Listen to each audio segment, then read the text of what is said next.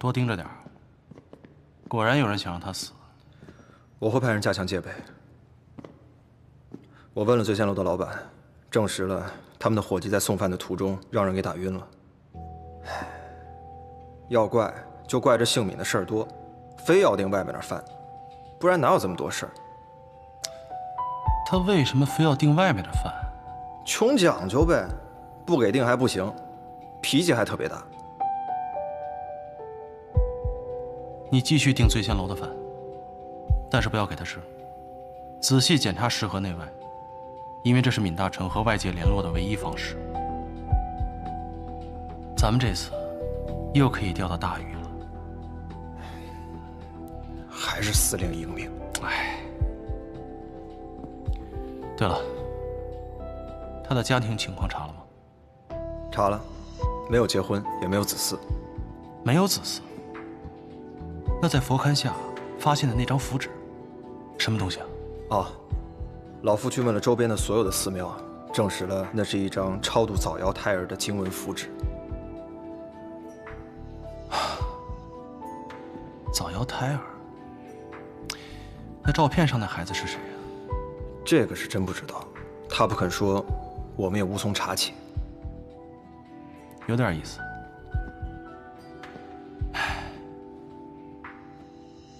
哎，你帮我盯着点，我要去趟医院。啊不，司令，这你还要去盯着穆小姐跟徐督办呀？这都这时候了，咱先办正事儿吧，大哥。老子什么时候在你心里这形象了？嗯，啊！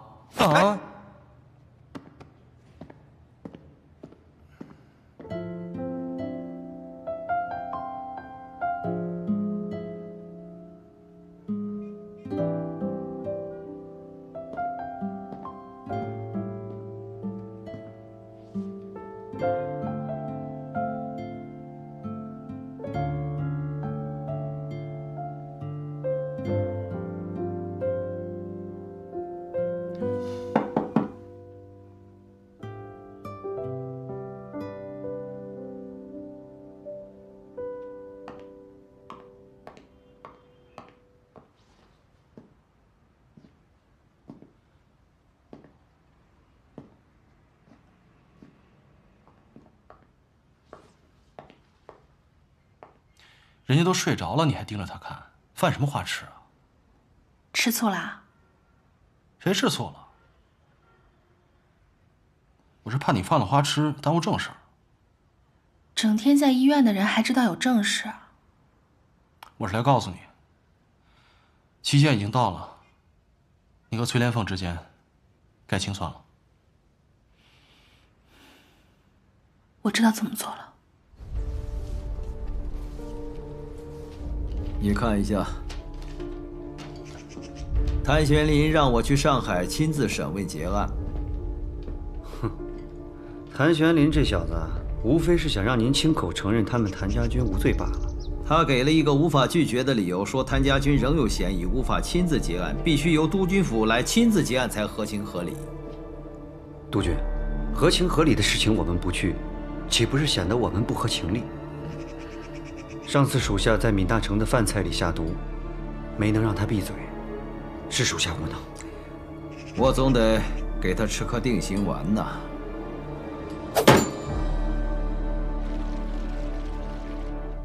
老爷。啊好。妈，今天我想去看看光耀哥哥。啊，也是啊。光耀休息这几天稍微恢复点了，我们应该去看看他。老爷，要不要一起去呀？哦，上会里还有一些事情，我就不去了。哎，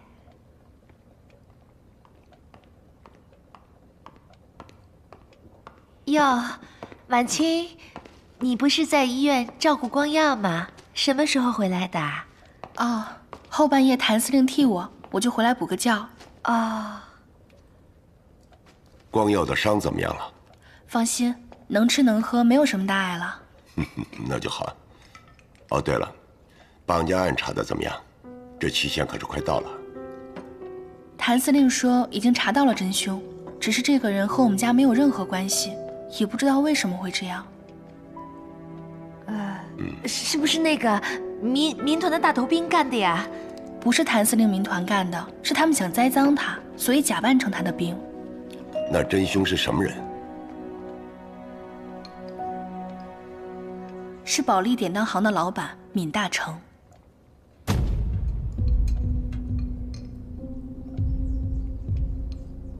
保利典当行，咱们跟他没有过节啊，而且还在生意上帮了他们不少的忙。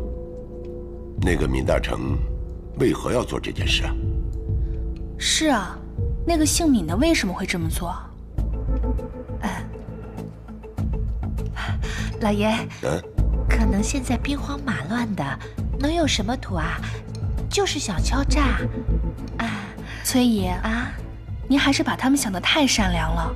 在码头的时候，他们是真的想要我的命。要是想讹钱，那也不用这样吧？是啊。对啊，都是生意人，贪财不必害命。谭司令那儿有什么新的结果？谭司令说，还是不敢擅自做主张，还是要等到徐督军来上海亲自审问。还要劳烦徐督军呐。对啊，谭司令现在从名义上归督军府管，所以请徐督军来结案，以示尊重。是。爸，我还要去医院照顾光耀哥，我就先走了。好，去吧。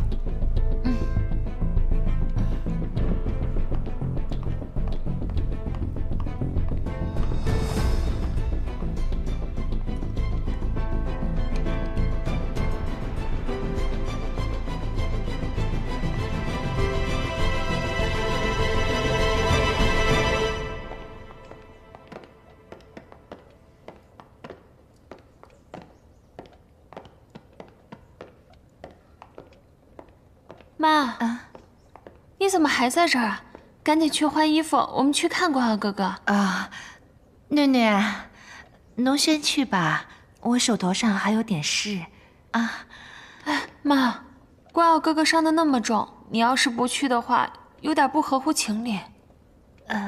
妈，手头上的事也很重要啊。乖，你先去看光耀哥哥，替我跟他问声好啊，快去。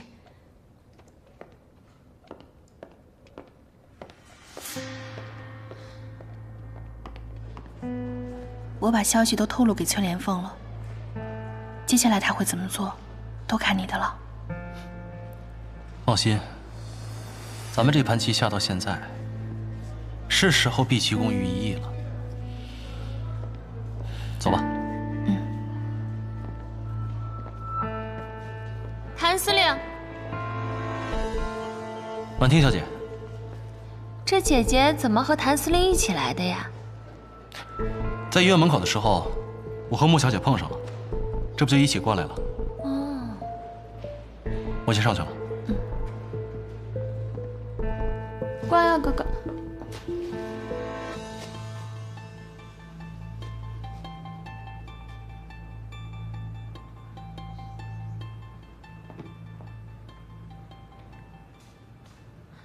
光耀哥哥，我每天都在家担心你。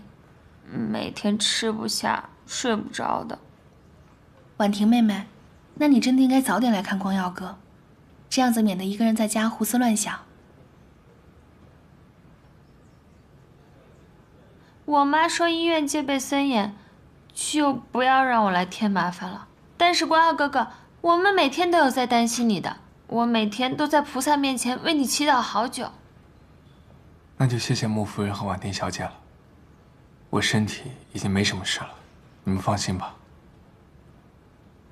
光耀哥哥，姐姐每天都在这照顾你，也辛苦了，就让她回去休息休息，之后我来照顾你吧。谢谢婉婷小姐的好意，但是婉清是我的私人秘书，我虽然住院在这儿，但还有很多公务要忙。婉清在这里可以帮到我很多，挺好的，就不麻烦外人了。原来在你心里，我是个外人。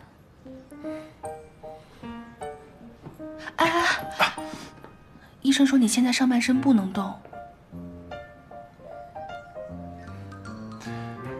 这段时间一直都让你照顾，真是麻烦你了。你要是真觉得麻烦我，你就赶紧把伤养好。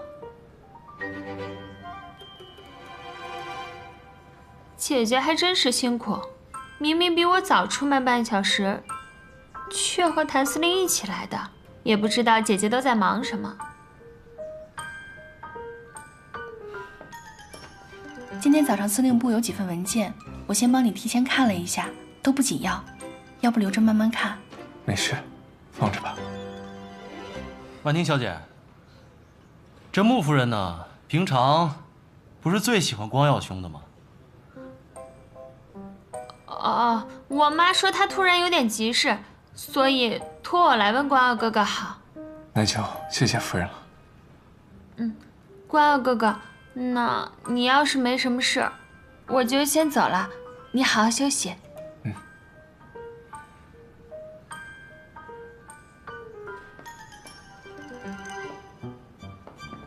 我去送送他。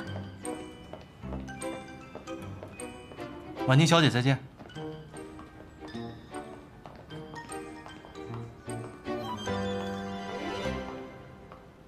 光耀兄，这奇人之福，你也无福消受吧？谭司令，你就别取笑我了。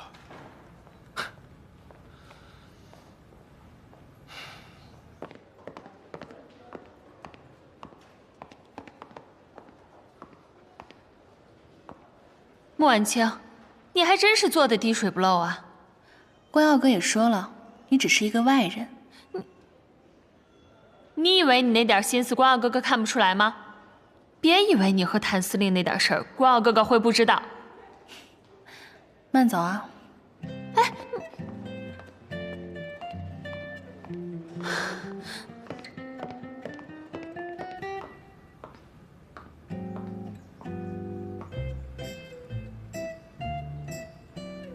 干嘛？什么眼神啊？你不会把我也轰走吧？我可没说。谭司令要是觉得待着舒服，就这么待着呗。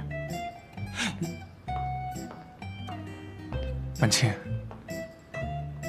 婉婷刚才没跟你乱说什么吧？没有。她呀，一贯口舌不饶人，要是说什么得罪你的话，不必理会就是了。放心，他还小不懂事，我当然不会放在心上。是我多虑了，见多了他对你张牙舞爪的样子，总是怕你被他欺负。光耀兄，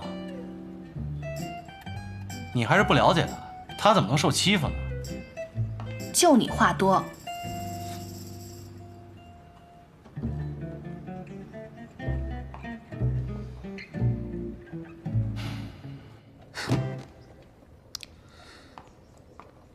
哟，侬不是去看光耀了吗？怎么这么快就回来了呀？啊？我待在那儿干嘛？要看他们恩爱啊？哦，哎，罢啦罢啦，你呀，耐不住性子，言多语失，回来也好。啊，都在呢。哎呀，老爷回来啦。对，明天啊，不要安排其他的事情。徐督军要在司令部亲自审问绑架案的犯人，谭司令要求我们全家去旁听一下。我们又不是法官，又不懂案子，也帮不上忙呀，老爷。婉清是受害者，谭司令是出于对我们的尊重，我们总不能驳了谭司令的好意吧？对呀，对呀。再说了，我也想知道这个姓闵的狂徒为何要胆大包天，帮我穆家的人。对了，你每次修补首饰，有见过这个姓闵的吗？没有，我都是去堂前，只是见那些修首饰的师傅罢了。哦，那我正好明天要听听这个闵大成到底有什么说辞。哎，好，去吃饭。好。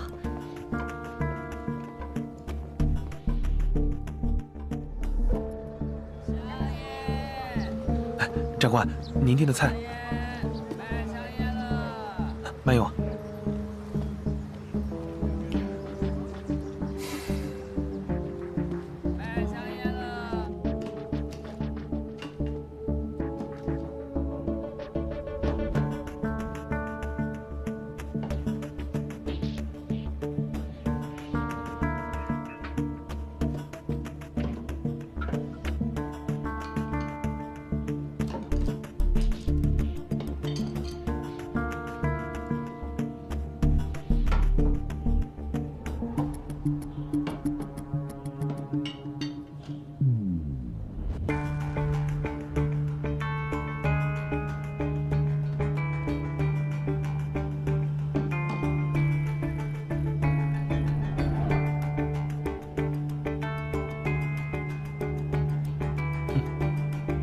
有点意思。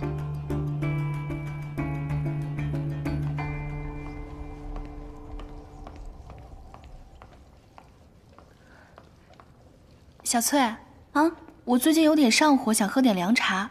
哎，上次婉婷喝的是在哪儿买的？哦，就是七宝老街那家陈记凉茶铺，老牌子了。婉清小姐，您要是想喝的话，我现在就去买一些。啊，不用不用，我自己去就好，你忙。是。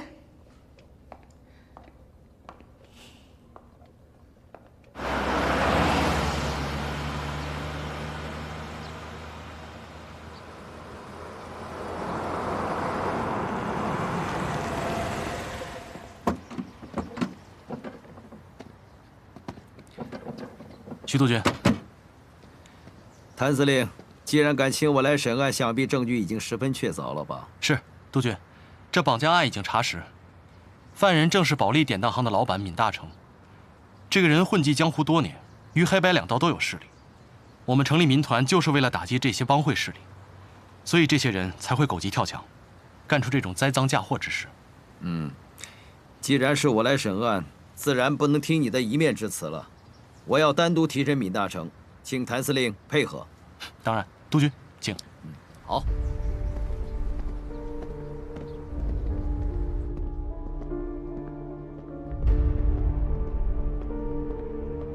督军好。谭司令，徐督军正在审犯人，怕是不太方便，还请你回避。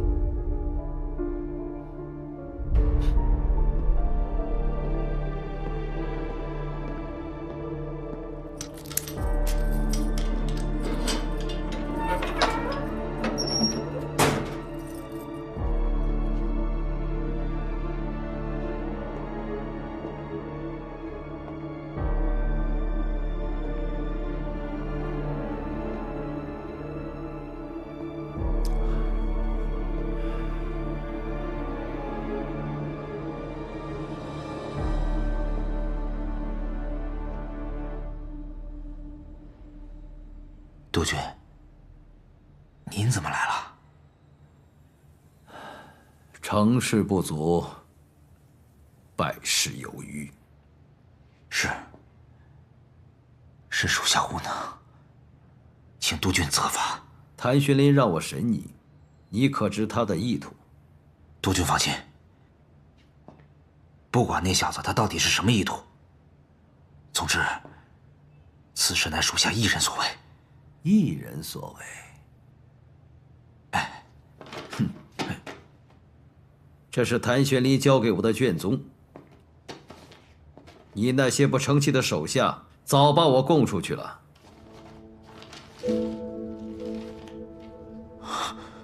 督军，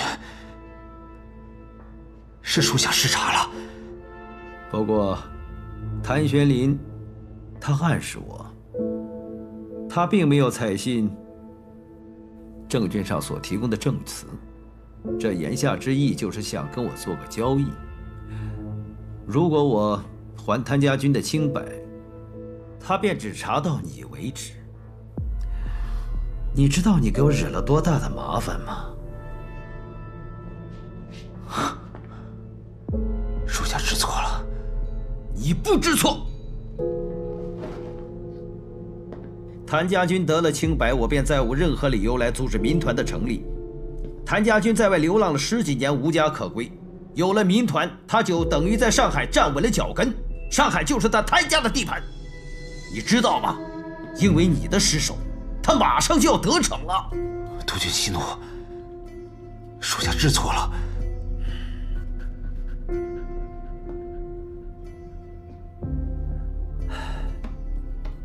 现在说什么也于事无补了。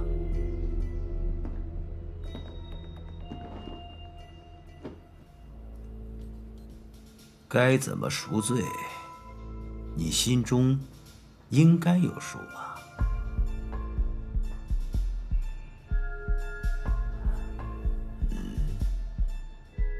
督军放心，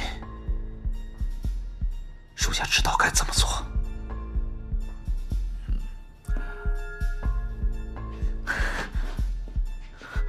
属下10多年前就将所有的身家性命都交给督军了，现如今，无论什么罪名加在我身上，我都无所谓。只是，请督军一定要给我的孩子一个好的前程啊！你不必顾虑，只要你尽心竭力保护督军府的声誉，答应你的事，我不会食言。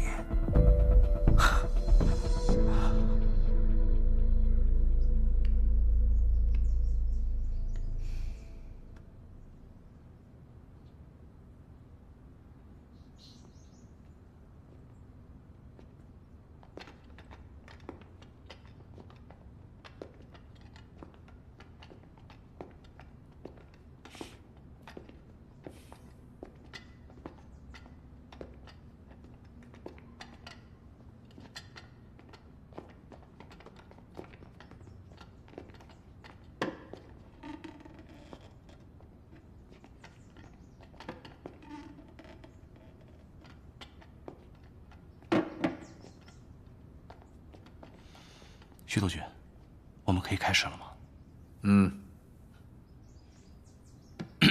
闵大成，今日你的案子由徐督军亲自审理，你务必要说实话，否则罪加一等。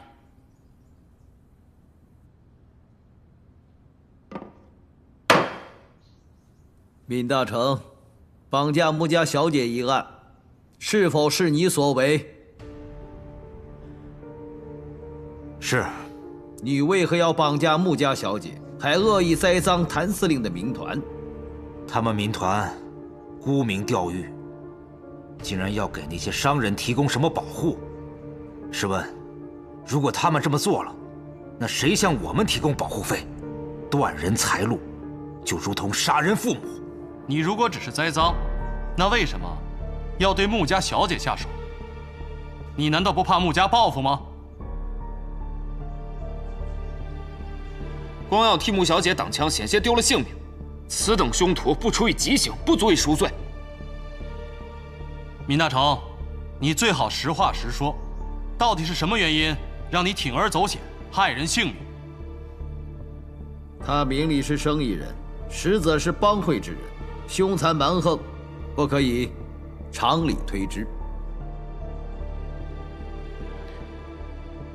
如果不是你一个人所为，那就说出幕后主谋，可以留你一条狗命。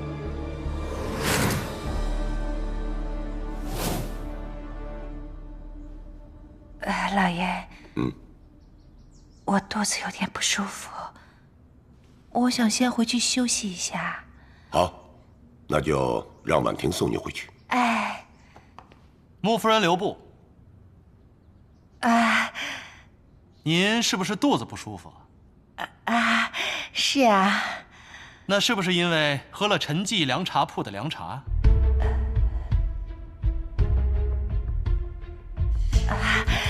谭司令，侬又讲笑话了呀？什么凉茶呀？绑架案发生的那天早上，婉婷小姐就是因为喝了凉茶肚子痛，所以才让穆公留下来查一下病情。这样，婉清小姐就一个人上了穆公的车。我想，这些应该不是巧合吧？原来是这么……我不知道啊。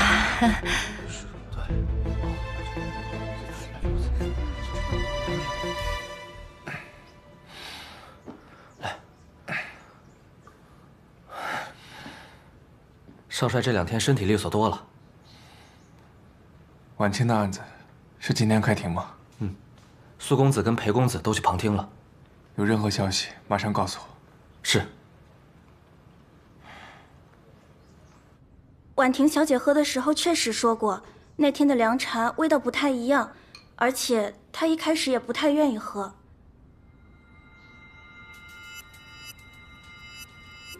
这位太太28日来铺子里买过凉茶，这是小店的记录，请看。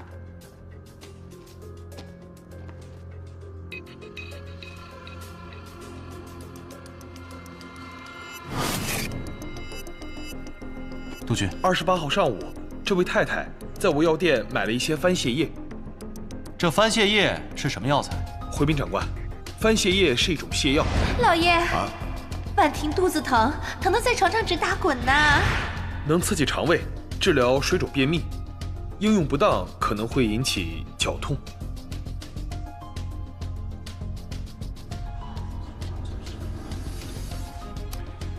这么说来，穆夫人是利用婉婷小姐肚子疼一事拖住穆公，故意让婉清小姐一个人上了车。我说的对吗？不是的呀。这到底怎么回事？老爷，千万不要听他们胡说的呀！不是这样的呀，老爷。穆夫人，那你跟我解释解释，这个手绢是怎么回事？这上面的图案好生奇怪啊！这不就是凤凰高飞吗？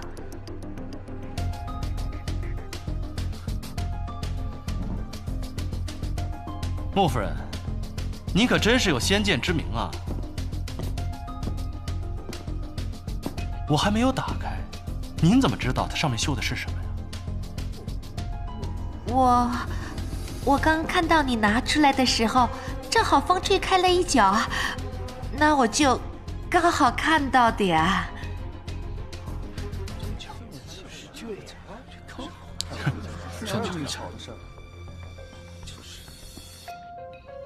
你看清楚了吗？是啊。好。可这上面明明绣的是并蒂莲啊！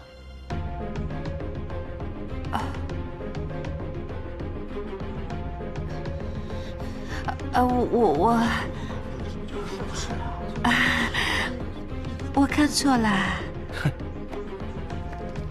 当然，你说的这个凤凰高飞的手绢也在我这儿。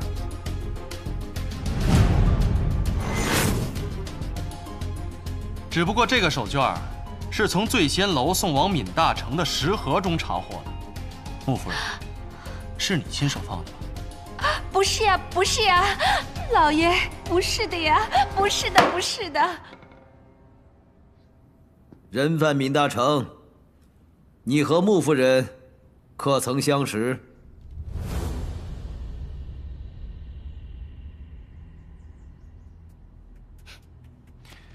杜鹃，我已经调查清楚了。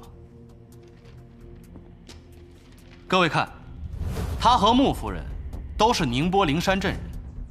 这个村子一共只有40余户人家。在你16岁当兵之前，穆夫人16岁进萧府做丫鬟之前，一直都在村子里。要说不认识，不太可能吧？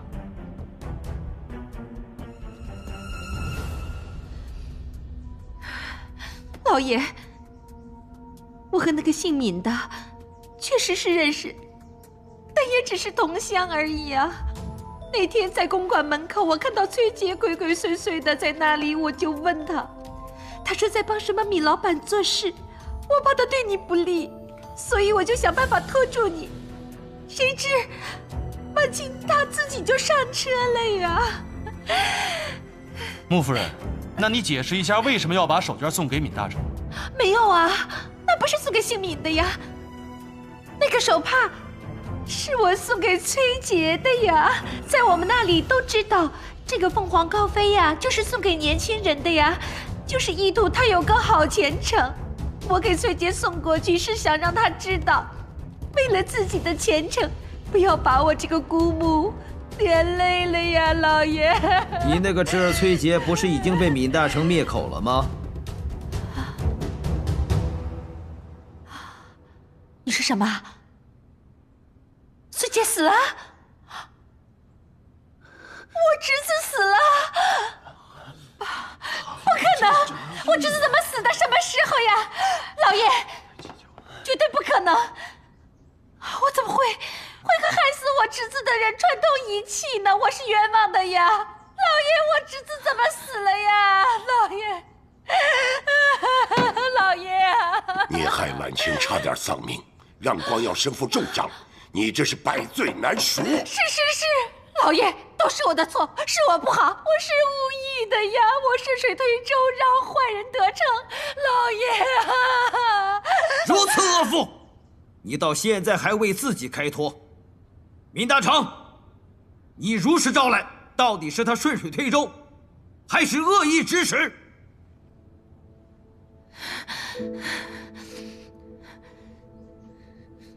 闵大成，你现在还要替他隐瞒吗？还是你背后另有主使？只要你尽心竭力保护督军府的声誉，答应你的事，我不会食言。是穆夫人，是穆夫人指使的我。穆夫人指使我绑架穆小姐，要我取了她的性命。你血口喷人！你胡说！你胡说！你血口喷人！你胡说！你胡说！爸，我是被冤枉的呀！我真的是被冤枉的！你血口喷人呐！穆夫人，人证物证确凿，你还是现在认罪，免得动了刑，可就难看。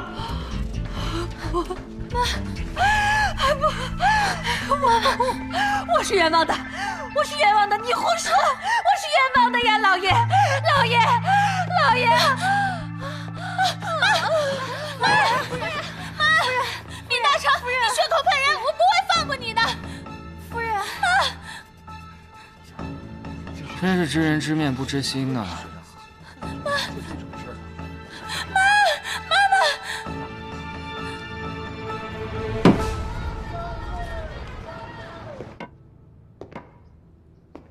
徐督军，谭司令，今天种种都是由于我治家不严，内人罪大恶极，百死难赎。但念在他跟随我多年，为我生儿育女的份上，请把他交给我来处置，给穆家留点颜面。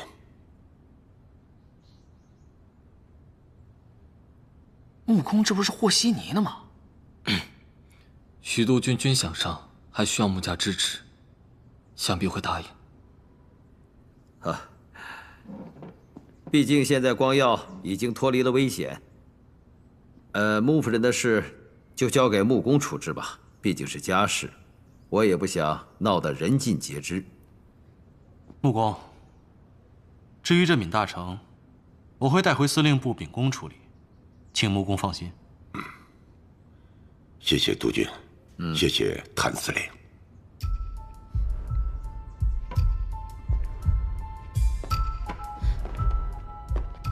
妈，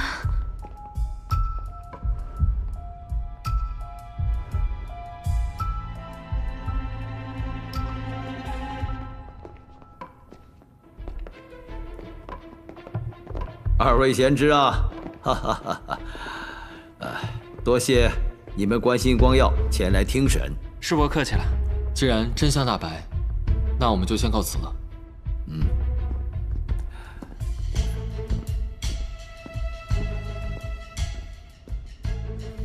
这个恶徒罪大恶极，当处以极刑。督军说的是，但是这姓闵的混迹江湖多年，身上肯定还有别的事，不如先查清楚，再杀也不迟。还是谭司令想得周全啊！谢督军。带下去。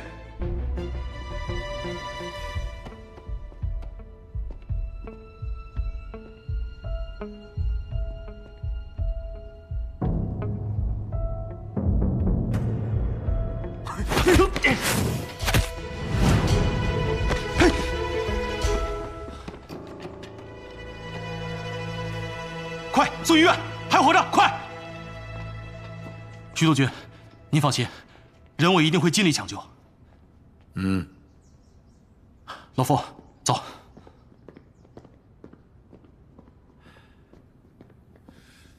这个窝囊废，死都死得不痛快，找2个得力的人，下手利索点，这次不能再失手了。是，属下明白。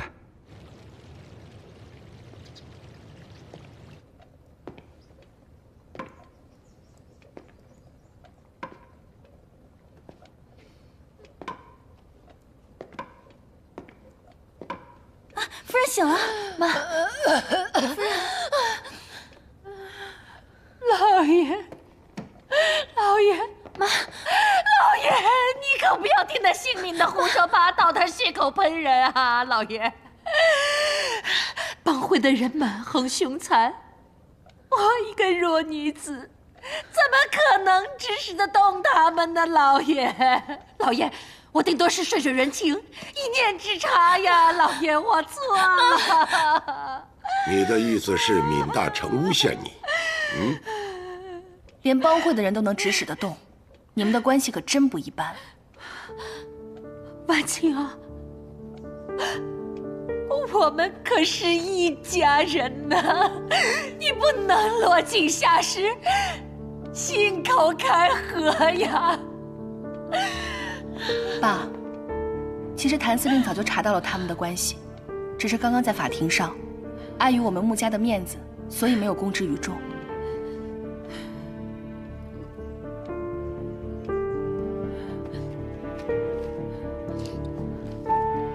我这里有证据，您看过之后再做判断吧。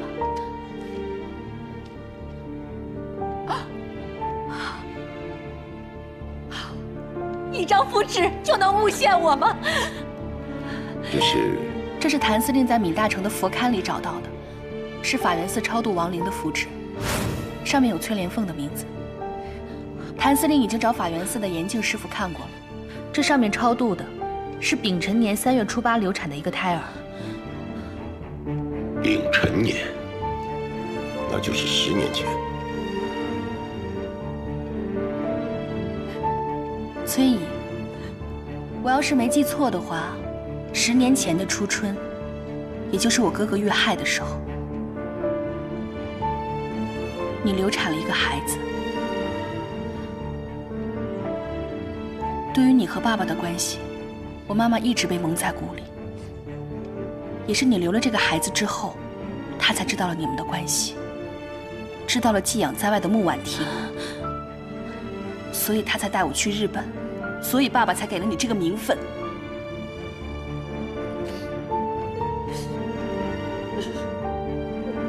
你小产那天是3月初8，难道说那个孩子也是闵大成的？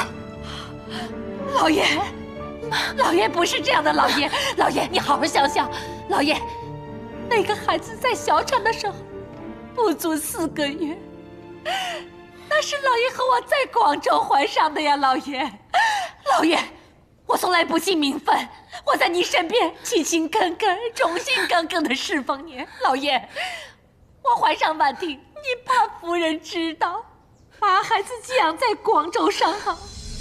我们只有去广州出差的时候，我才能跟我的骨肉相见啊！老爷，我从来不让你为难，也从来不抱怨。在广州的时候，我每分每秒恨不得跟你寸步不离，我上哪儿跟男人有染呢？那你怎么解释闵大成会供奉你的孩子？想必是你们有肌肤之亲吧？去广州之前，你曾经回了一趟老家，难道说，就是那个时候你去偷了野男人？啊，不是，不是，老爷，不是这样的。那闵大成为什么会以为你怀的是他的孩子呢？哦，因为当时闵大成已经是刘督军的副官，所以你在给自己留后路。他怕爸爸您不要他了，他也能是个军官太太。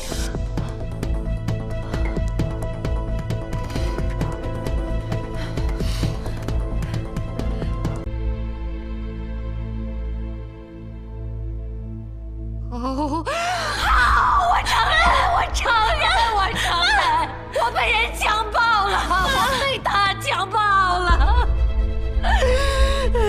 强暴过？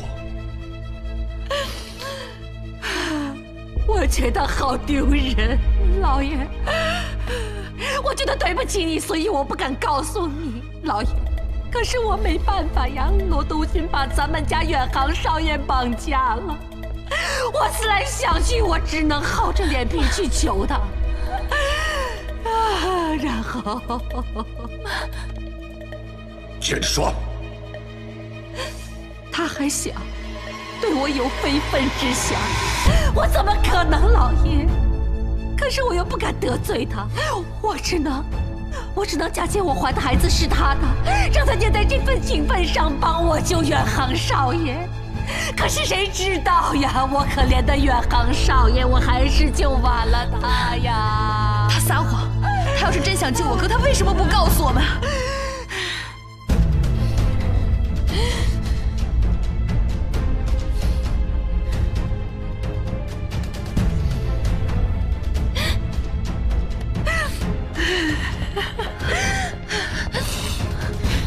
我知道，你从来没有把我当过你的亲，你恨我，我对不起，我对不起你的母亲。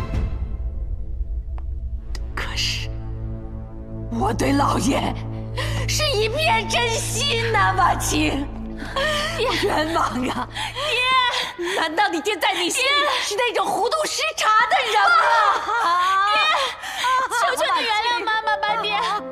妈妈都是因为我太喜欢光耀哥哥了，她才会做这些。爹，您打我吧，爹，都是我的错。爹，你打我吧，母芳，老爷，把夫人和二小姐送到城来别院，派家丁看管，没有我的允许，不得离开半步。是。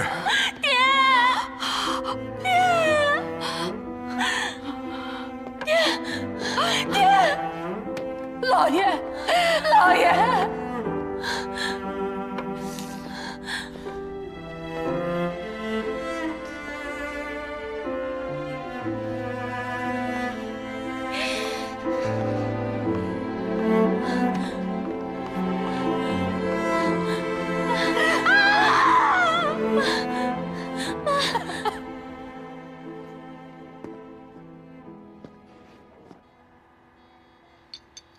医生，他情况怎么样？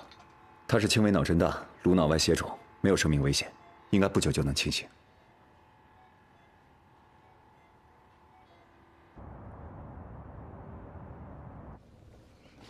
行了，别发脾气了，帮妈妈一起收拾收拾。妈，我真不知道这破地方有什么好收拾的，烦死了。你呀，有这时间发脾气，不如想想怎么对付他。还不是怪那个穆婉清，这老天爷可真不开眼。早知道让他死在码头上算了。阿虐啊，记得妈妈一句话：这人呐，在倒霉的时候也要站直了，不能让人看不起。都怪那个谭玄林，他要是和那个穆婉清没有一腿，他能这么帮他吗？还有那个闵大成，这点事都办不好，他这个狗东西，他怎么不去死了呀？他，妈，你居然因为那个人打我，你就不能积点口德，积点口德！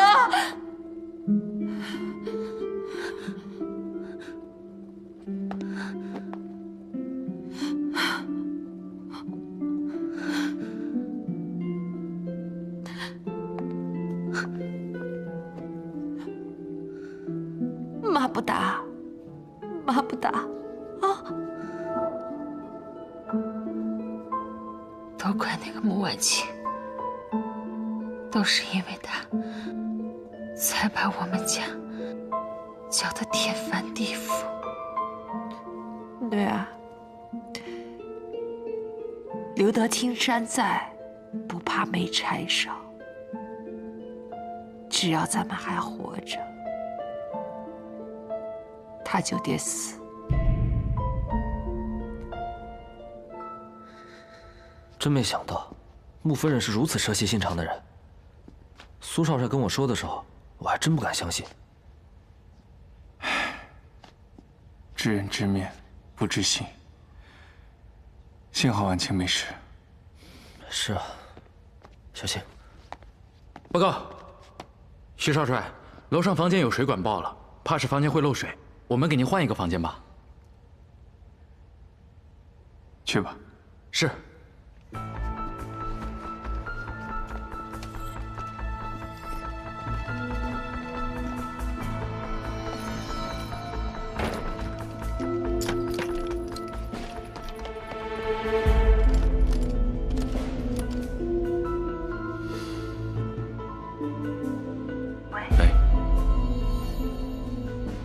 闵大成这边已经脱离了危险。你那边怎么样？爸爸还是顾念情分，只把崔莲凤和穆婉婷送去了城郊别院。那我们就推他一把，帮他下这个决定。好。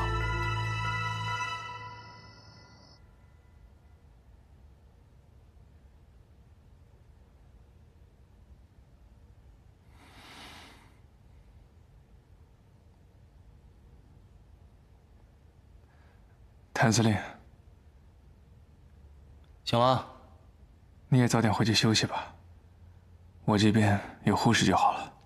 没事儿，我答应过徐督军，在你能活蹦乱跳下床之前，我会亲自守着你。婉清的事，多亏了你的帮忙，我替婉清谢谢你。别跟我说这些，穆小姐已经不拿我当外人了。所以你也别这么客气。看来我不在司令部的这段期间，谭司令跟婉清相处的不错。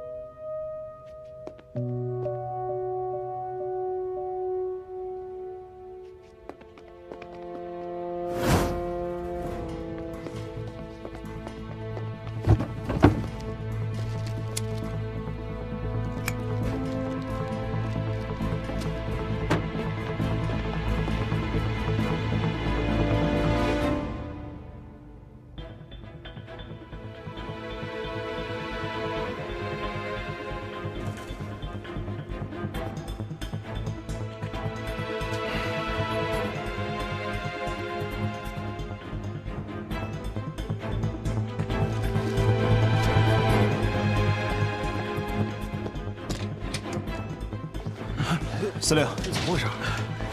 怎么了？2楼着火了，叫人救火。所有人跟我走。是。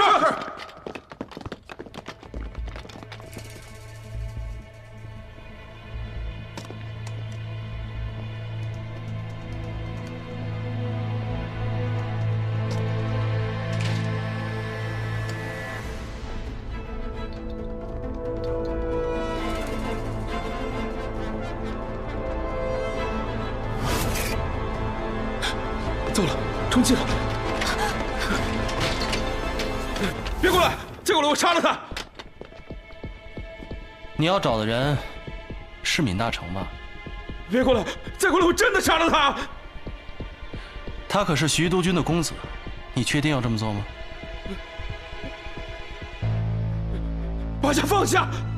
把枪放下！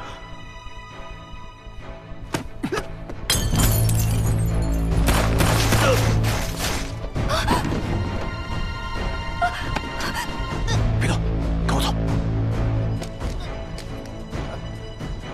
哎，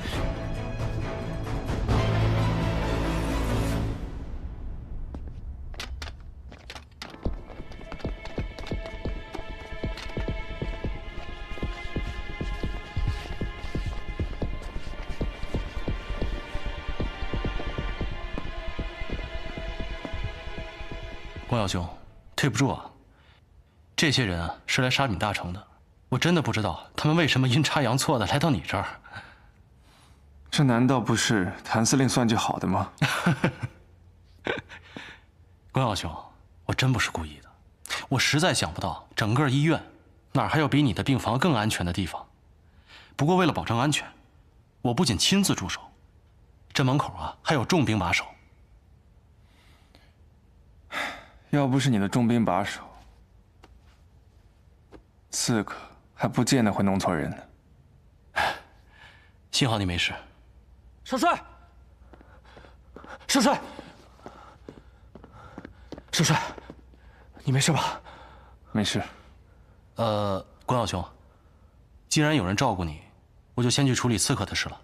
告辞。走。少帅，我们还是回越城养兵吧。这里戒备再怎么森严，也比不过督军府。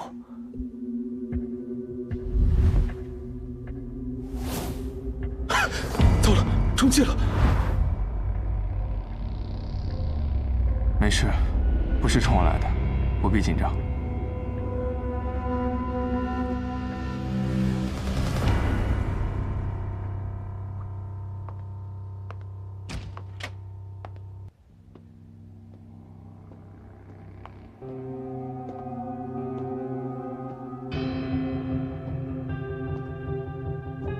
他怎么样？猜的没错，果然有人想杀他，好在是有惊无险。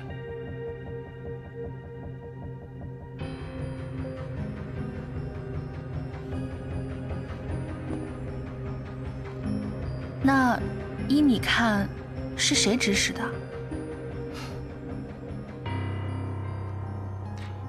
刺客一死一伤，受伤的那个已经招供了，是崔莲凤指使的。果然是崔莲凤啊！当年他强暴了崔莲凤，害得崔莲凤小产，他以为这个孩子是他的，其实根本就不是。崔莲凤早就恨他，只是在利用他。那孩子不是他的，这时间对不上，那孩子是我爸爸的。我现在啊，倒是有点可怜他了。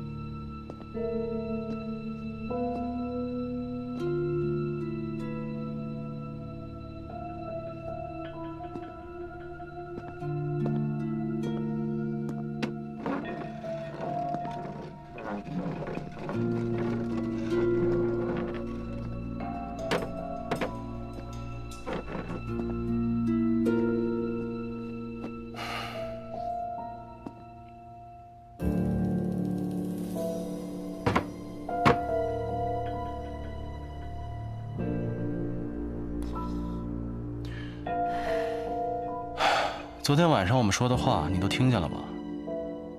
看来一夜没睡好啊。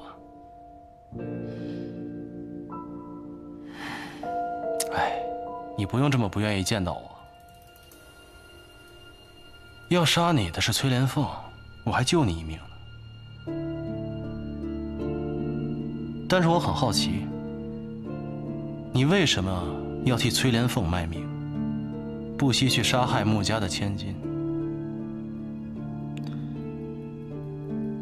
崔莲凤小产的那个孩子，真的是穆志远的。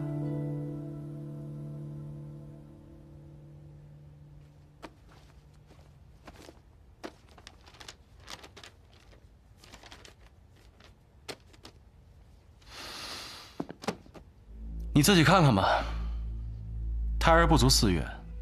按时间推算，是穆志远的没错。就为了这么一个流产的胎儿，你就对崔莲凤言听计从，不惜为她背上命案。闵大成，你可真是痴情的种子啊！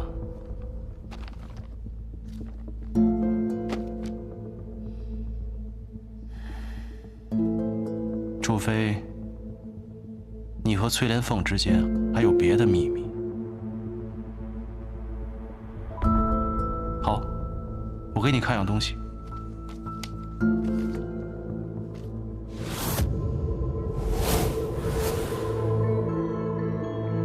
谭玄林，你耍我？没错，我就是耍你了。你三番两次的想要毁掉这张照片，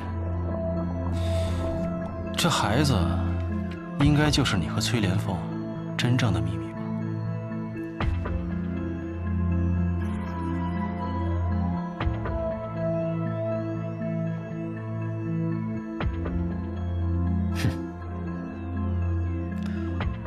我烧掉的不只是这一张照片，这些都是我和一些亲朋好友的合照。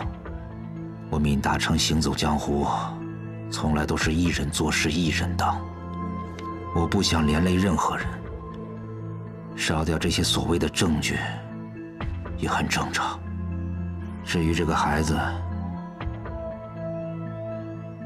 也只不过是我朋友的一个孩子而已。朋友的孩子，闵大成，你当我傻子啊？你供着崔莲凤流产的胎儿，可见你就是想有一个自己的孩子。那你为什么不娶妻生子呢？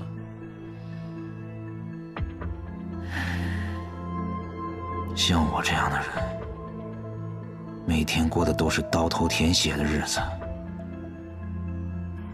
不配有什么老婆孩子。没有这些，我才有真正的安全。好，那就又回到了我刚才的那个问题。你既然是一个无牵无挂的人，那为什么要替崔莲凤卖命？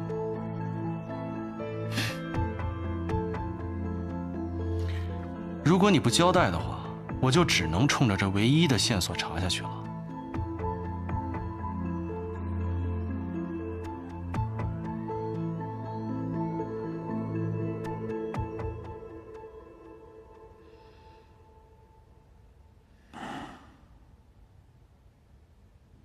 我有把柄在崔莲凤的手里。什么把柄？10多年前，穆家少爷穆远航不是被罗督军撕票的。那是谁啊？当时崔莲凤谎称有了我的孩子，他让我配合他，杀掉穆家的少爷，这样我跟他的孩子就可以顺利上位，继承穆家的财产。我当时也是昏了头了，就听信了他的鬼话，做出了这样恶毒的事情。所以，穆远航是崔莲凤让你杀的。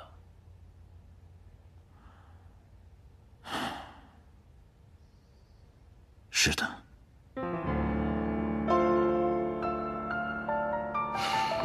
咱明后天去逛一逛，这儿有好多好吃的。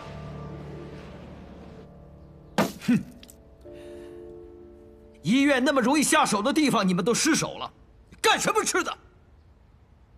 谭玄林把闵大成藏在了少帅的病房，又把少帅转移到新的病房，派重兵看守，故意迷惑目标。虽然我们失手了，但没有暴露身份。闵大成醒了吗？醒了。谭玄林派人说，闵大成身上还有旧案，请督军开庭再审。旧案？他说是什么旧案了吗？说还是跟穆家有关系。这个闵大成，该不会把当年的事情都说出去了吧？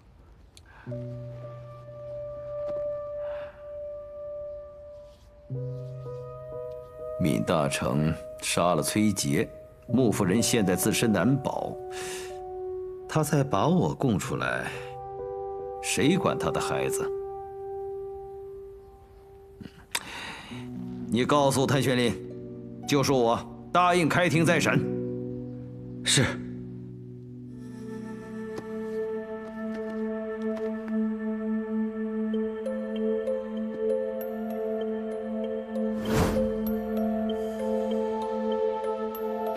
知道了，去吧。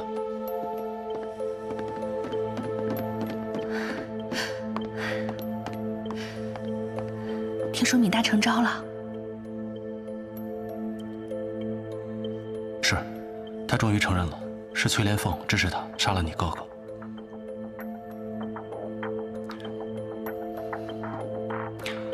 徐伯君已经答应了重新开庭，我就一直觉得不对劲儿。单凭一个流产的孩子，他怎么会对崔莲凤死心塌地的？但这照片上的孩子是谁呀？什么照片？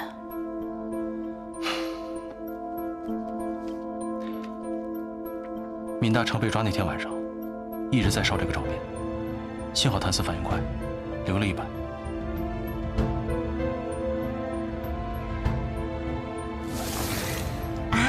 谭司令的名字啊，满清，你让谭司令帮你不得快。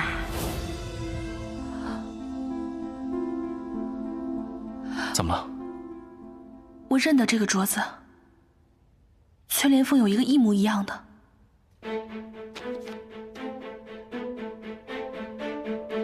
如果说这个照片上的女人是崔莲凤的话，那这孩子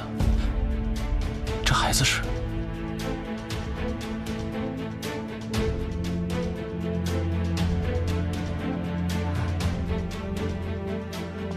我想起来了，当年我外祖父去世不久，妈妈身体不好，崔莲凤作为陪嫁丫鬟就主动要求去帮着守孝。她刚回去没多久，就是清明节，母亲受了风寒，父亲便一个人去祭扫。也就是在这个期间，他们有了私情。穆婉婷就是在这一年出生的。果然，这个才是他们两个人之间真正的秘密。我们得好好查一下穆婉婷的身世。可是过了这么久，还能找到证据吗？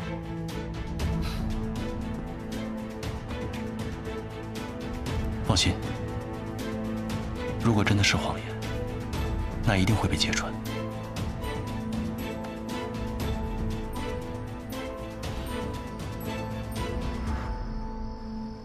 老爷说，司令部发来通知，闵姓人犯的身上还有和穆家有关的案子。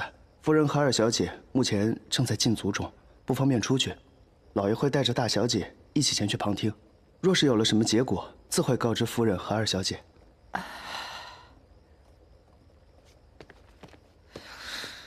不会的，会没事的，妈，会没事的，不会的，不会的。妈啊，妈，你怎么了？你别担心了，那个闵大成混迹黑道这么多年，肯定也得罪了不少人。再说了，我们家产业这么大，说不定他以前也敲诈过咱们。对，敲诈。嗯，他敲诈。婉婷。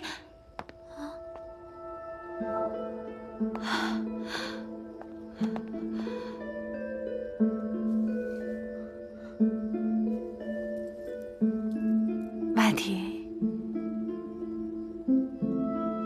妈，对不住你。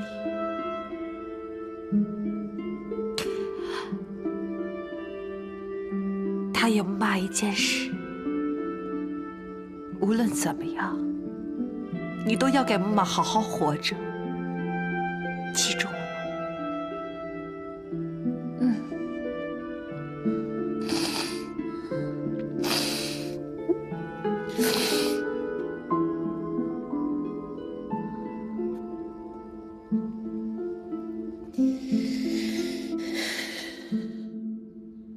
你这伤啊是快好了，但是架不住想害你的人多呀。这才过了多长时间，怎么又来了一波刺客？现在医院守卫这么森严，出入都要搜身，还是让刺客混了进来。是啊，这还好搜了身，要是刺客真带着枪进来，那就可真不好说了。真是万幸。不过这回的刺客是什么来路？2个刺客都死了，目前也没有查清他们的身份。我听徐成说，那个刺客当时就拿着针对着你的脖子，手要是稍微抖一下，就能扎进你动脉。这次你能毫发无伤，还真是你福大命大。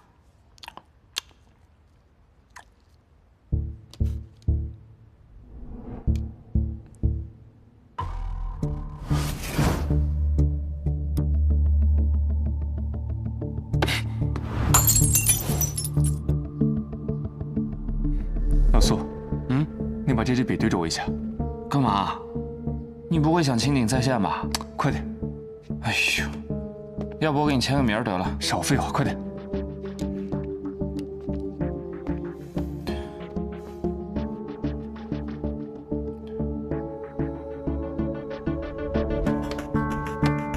哟，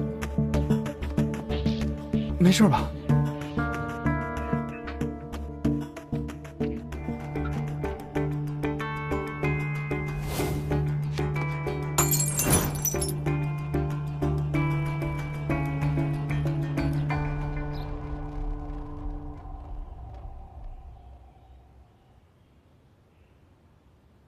带人犯。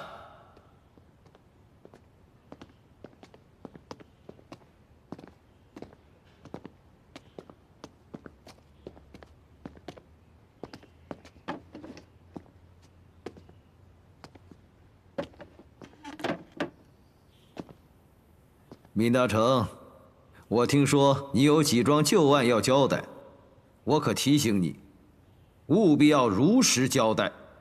不可诬陷无辜，否则将罪加一等。我闵大成这一辈子上过战场，混过黑道，这手上沾的血已经无数了。今天就算是当庭把我毙了，也不无辜。我之前杀过很多人，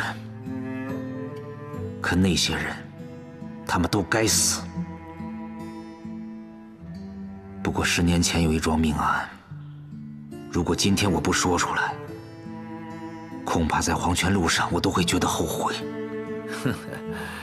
没想到你这种人，居然也有良知。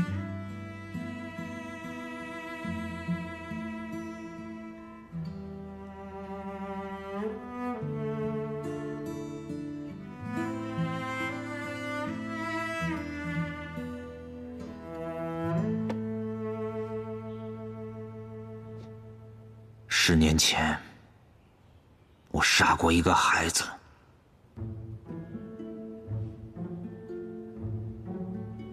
这个孩子的名字叫穆远航。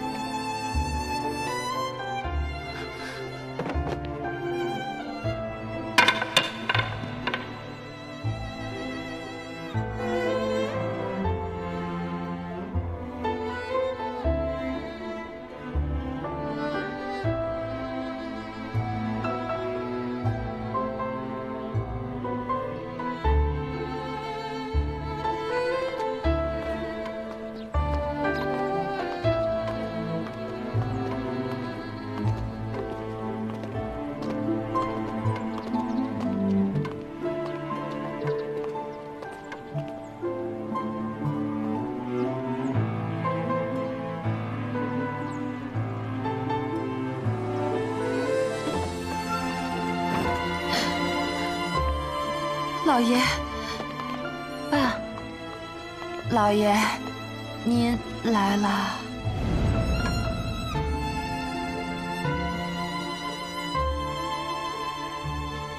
崔莲凤，你还我儿子命来！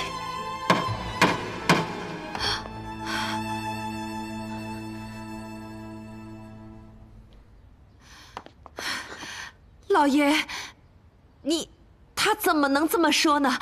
他胡说！老爷，你不要信他的。闵大成说得清清楚楚，你肚子里的孩子是他的孽种，你们2个一起害死远航，你要利用你们的儿子来上位，做我们穆家唯一的继承人。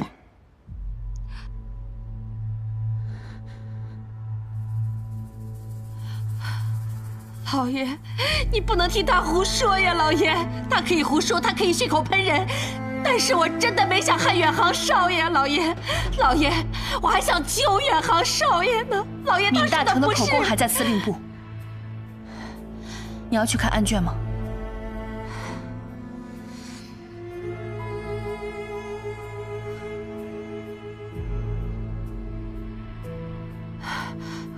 不，他就是个兵痞。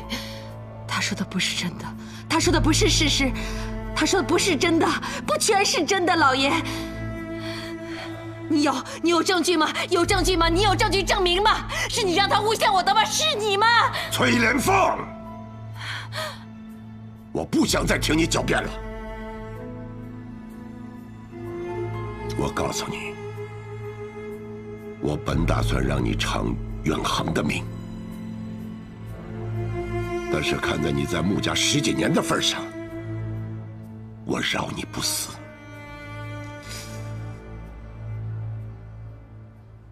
但我会写一纸休书，从现在开始，你和穆家没有任何关系。爸，你不要赶妈妈走，我求你了，这一切都是穆婉清她指使的。婉婷，如果不是看在你的面子上，我绝饶不了他。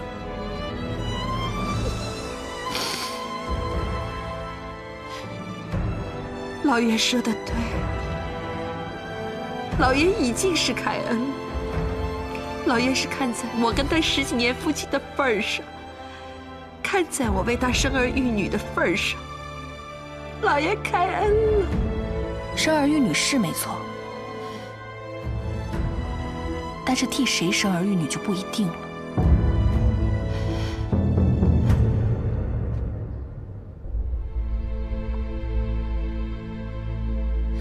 穆婉清，你不要颠倒是非黑白好吗？我怀的那个男孩流产了，就是老爷的，医院有证明。小产的那个确实是爸爸的，但这个女儿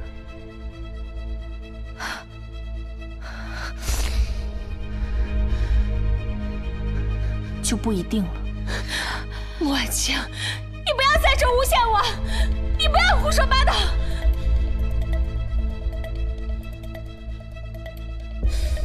婉清，没有证据，不能胡说呀。穆公，婉清小姐所言，并非没有证据。谭司令，谭某此次不请自来，实在有些失礼。只不过在人犯闵大成身上搜到了一张东西，我实在不敢隐瞒，与您有关。与我有关？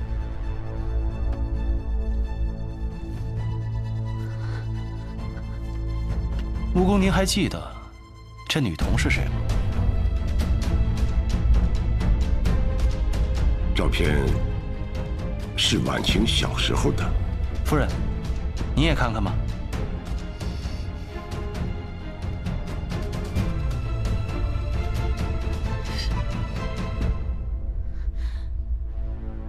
你为什么会有我的照片？当晚闵大成冒死前回当铺，就是为了烧掉这张照片。他不曾婚娶，也没有子嗣，所以我一直好奇，这照片上一只手的女人和这孩子到底是谁？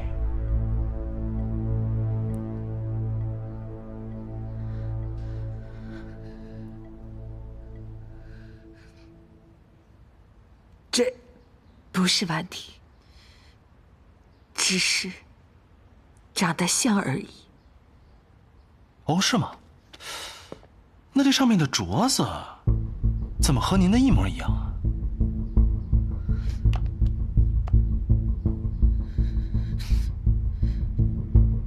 不是。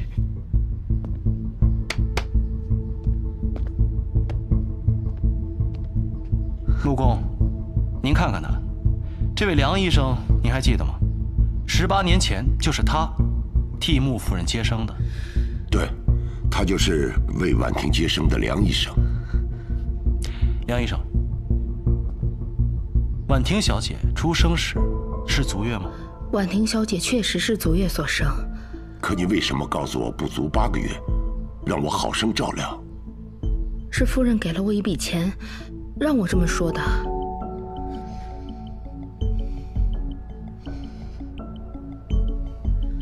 梁医生，那夫人怀孕应该是在什么时候？从时间上推算，应该是当年的2月份。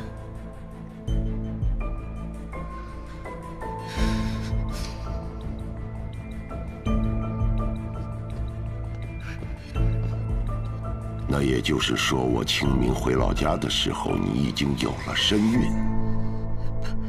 不是。那我来告诉你是怎么样的。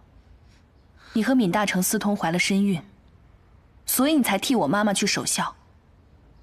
婉婷，就是闵大成的女儿。妈，他们在说什么呀？我怎么听不懂啊，妈？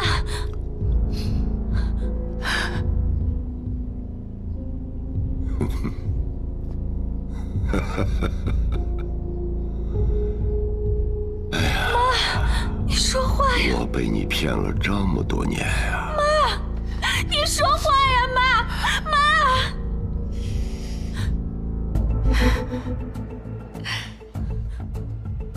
你终于达到目的了，是吗？你终于满意了，是吗？你处心积虑的回来，就想算计我，就想看到今天的我，是吗？我只相信，人在做天在看，我们穆家还是有公道的。好。谭司令，今天的事还请谭司令不要对外声张。最近穆家风波不断，已经经不起折腾了。您放心，这本是您的家事，是我僭越了。只不过这子嗣血脉事关重大，我实在不忍隐瞒。谭司令为我查清了事情的真相，穆某感激不尽。哎，穆公，您客气了。我主政上海，离不开您的鼎力支持，所以凡事都会为您考虑。所以这事，我一概不知，只字不提。谢谢。那穆公，您保重身体，谭某先行告辞了。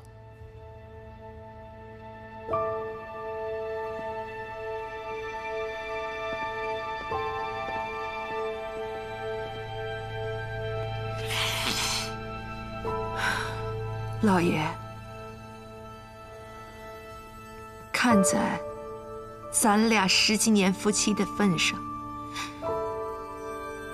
我想跟你单独谈谈。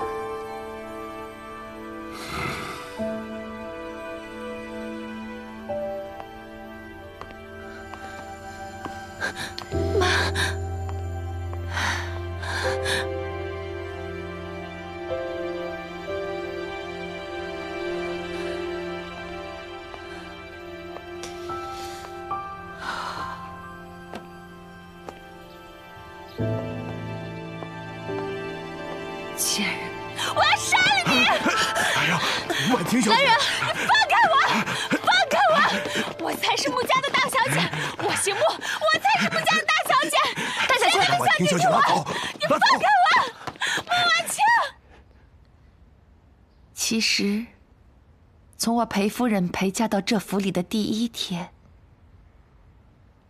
从我看见你的第一眼，我就知道崔莲凤这辈子完了。我不甘心只做一个陪嫁的丫头，我不甘心只做没有名分的外室，我更不甘心老爷你的宠爱还有别人。我只想做穆之远的唯一太太。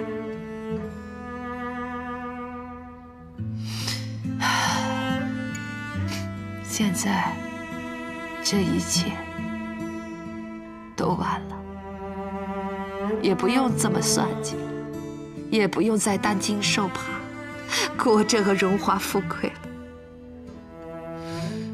但是我只求你一件事，看在婉婷这10几年承欢膝下，你能不能善待她？